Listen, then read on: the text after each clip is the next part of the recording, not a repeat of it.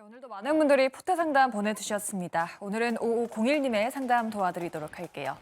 일단 세 종목을 들고 계십니다. 세 종목 다 그런데 손실권에 있는 상황이고요. 비중은 나란히 30%, 40, 그리고 30% 이렇게 보유 중이십니다. 일단 성우하이텍은 매수가가 8,800원이신데 최근에 정말 힘을 쓰지 못하고 있는 상황입니다. 그래도 매수가랑 현재가가 그나마 비슷한 위치에 있는 상황이고요. 에스올 같은 경우에는 매수가가 7만 원입니다. 오늘 양봉 보여줬는데 과연 주가가 7만 원 돌파할 수 있을지도 한번 여쭤보도록 할게요. 네, 마지막은 현대차입니다. 현대차가 오늘 중국의 최대 리튬 생산 업체와 공급 계약을 전하면서 소폭의 주가 상승이 나왔었는데 최근에 20만 원 돌파했다가 조정을 받고 있는 상황입니다. 과연 현대차 19만 원 괜찮을지 세 분께 바로 여쭤보도록 할게요. 일단은 성우하이텍부터 한번 들어볼게요. 예 대표님께 한번 여쭤보도록 하죠. 뭐 오늘 현대차 호재도 조금 나왔고 뭐 다음 주에 실적도 이슈도 있는데 성우하이텍은 어떻게 보십니까? 지금 어떤 전략 필요할까요? 저는 이제 이게 지금 이분 포트폴리오가 비중이 100%예요. 그러니까 이제 100% 지금 구간에서 100%는 뭐 크게 나쁜 상황은 아니에요. 근데 지금 한쪽에 지금 있죠. 어찌됐든 자동차 운송업황 쪽에 성우하이텍과 그다음에 현대차가 동시에 들어있고 그다음에 또 여와 뗄래야 뗄 수 없는 정유업황을 또 하나 가지고 있어요. 그죠? 그러니까 이게 너무 이제 이쪽 자동차 업황이 안 좋으면 같이 무너지는 쪽을 들고 있다는 거죠. 그러니까 이제 뭐 근데 자동차 업황이 안 좋다고 보여지진 않아요. 근데 이게 너무 리스크를 한쪽으로 몰아놓은 거 아니냐. 이럴 건 뭐하러 이렇게 분산을 했느냐. 차라리 한쪽으로 몰아버리지. 이런 생각도 살짝 들었습니다. 이 진짜 진심이에요. 제가 이거 진짜 고민을 많이 했어요. 이분의 입장이라면 내가 지금 어떻게 할까라는 생각을 했는데 저라면 현대차를 제외하고는 나머지 두 종목은 교체 매매를 할 것 같아요. 너무 이쪽 한쪽으로 몰아가는 것보다는 지금 내년이 현대차는 나쁘진 않다고 보여지는데 내년이 좋아질 업황. 그러니까 결과적으로 뭐냐면 제약바이오가 하나 담겨 있든지 아니면 중장기 집중 투자를 생각해서 한쪽으로 확 몰아가든지 둘 중에 하나를 한다고 봤을 때 성우하이텍을 저는 교체 매매를 좀 권해드리고 싶어요. 그러니까 이거를 다른 분야, 다른 업황 쪽으로 조금 담아 보셨으면 좋겠다. 이렇게 좀 말씀드릴게요. 네. 오히려 자동차 부품주보다는 다른 쪽을 좀 담아보자라고 말씀을 하셨는데 뭐 제약바이오 쪽 좀 담아볼까요? 어디 쪽이 좋을까요, 대표님?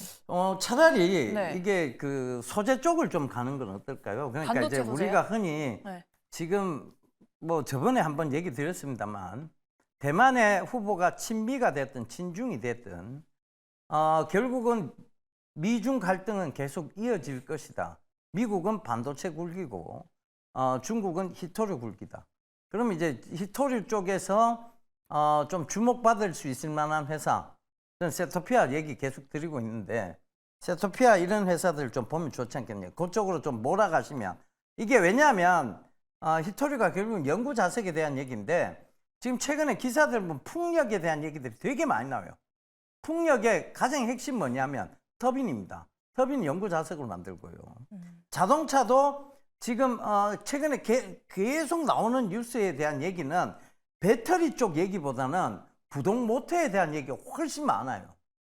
진짜 기사를 한번 뒤집어 보세요. 그럼 이 구동 모터의 핵심이 또 뭐냐? 연구 자석이.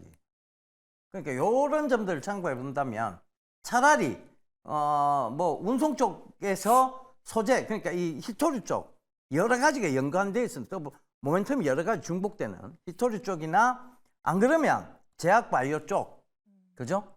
제약바이오 중대형주 이상급.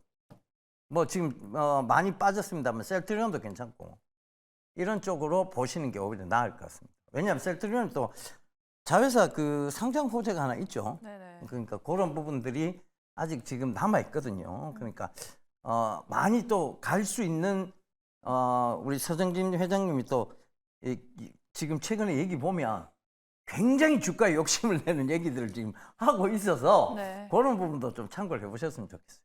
예. 네. 대안까지 말씀드려봤으니까요. 우리 시청자분 잘 참고해 보시기 바라겠고요. 다음 SO일은 강호진 전문가님께 한번 여쭤보도록 할게요. 지금 뭐 중동 지역 이슈랑 연관이 되어 있는 종목이죠. 뭐 최근에 국내 휘발유 경유 가격이 계속 하락하면서 정유업계 실적이 좀 안 좋아지고 있다고는 합니다. 물론 뭐 저는 운전하니까 좋기는 한데 정유회사 주가도 같이 좀 떨어지고 있거든요. S-오일은 어떤 대응 전략 필요할까요? 네, 사실 S-오일 같은 경우에 지금 손실폭도 그렇게 크지 않기 때문에 차라리 교체를 하시는 게 어떤가라는 생각을 해봅니다.